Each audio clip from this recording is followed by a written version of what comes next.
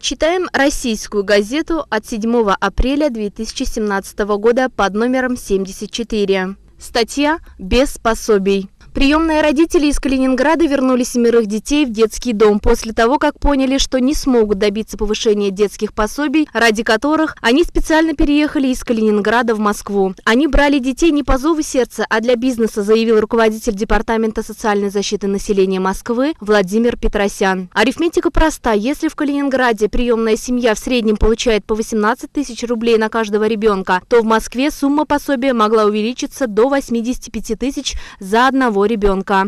Еще в начале марта так называемые родители написали заявление, в котором попросили освободить их от обязанностей опекунов. Свое решение они объяснили тем, что им было отказано в создании приемной семьи, а заняться воспитанием детей на безвозмездной основе они не готовы. 31 марта суд освободил их от обязанностей опекунов. 7 детей в возрасте от 3 до 12 лет сейчас находятся в сиротском учреждении, говорит уполномоченный по правам ребенка Анна Кузнецова. Я с ними пообщалась. Это замечательные дети, очень открытые. Видно, что к ним хорошо относились. Они между собой очень дружные, а какие замечательные навыки заботы друг о друге им привиты. Поэтому вдвойне непонятно, что все-таки произошло. С приемными родителями встретиться так и не удалось. Но известно, что в Москве они живут уже больше года и все это время пытались отстоять право на приемную семью. Они получали один из видов пособий – порядка 150 тысяч рублей на семью. Но вот следующий статус они уже не получили. Решение было принято на основании предоставленных документов, пояснила Анна Кузнецова. Детский омбудсмен рассказала, что дети в эту семью попали из Карелии и Калининграда. Дети их называли папой и мамой. 3 детей из одной семьи, еще 2 родственники и следующие 2 тоже родные, добавила она. Сами дети, по словам экспертов, не испытывают большой привязанности к своим приемным родителям. Они опрятно одеты и воспитаны. Но когда мама сказала, что она их воспитала, а теперь будут воспитывать другие люди, никто из них не заплакал. В соцучреждении заметили, что дети сами сели за стол, старшая девочка быстро поела и начала кормить младших детей, а потом они сами быстро убрали все со стола и помыли посуду. Владимир Петросян прояснил позицию московских властей. Он сказал, что столица не готова платить опекунам из регионов большие московские пособия на ребенка и не согласна с тем, что приехавшим сиротам по достижению 18 лет придется выделять квартиры в Москве. По его мнению, приемные родители иногда злоупотребляют льготами для сирот. Не стоит забывать, что иногда в расчетах создателей приемных семей на первый план выходит финансовая арифметика. У нас очень много таких примеров, когда в 16,5 лет ребенка вдруг привозят и оставляют в Москве, говорит он. Понимаете, через 1,5 года ему получать квартиру. Но, ребята, не делается так. А потом мы пишем письма в регионы, что они не забирают своих детей обратно, говорят, что в Москве другие условия. Неправда. Владимир Петросян призывает приемных родителей воевать не с Москвой, а с местными властями, которые должны создавать условия для приемных семей в регионах. Деньги, как мы выясняем, у всех есть. В каждом регионе в соответствии с тем уровнем развития, с тем уровнем населения, количеством населения, которое там проживает, у всех есть деньги соответствующие. Только нужно их распределять, в том числе и на социалку, как это делается в Москве, заключил Владимир Петросян. Судьба возвращенных детей должна быть решена в ближайшее время. По словам Кузнецовой, дети могут быть разделены. 3 из них, возможно, отправятся в Петрозаводск в другую приемную семью. Готов забрать детей и Калининград. Вопрос возвращения детей в семью, которая от них отказалась, не рассматривается. А вот сами родители по закону сохраняют право брать детей из детских домов. Статью подготовила Наталья Лебедева. Специально для рубрики «Читаем газеты» Олеся Григорьева.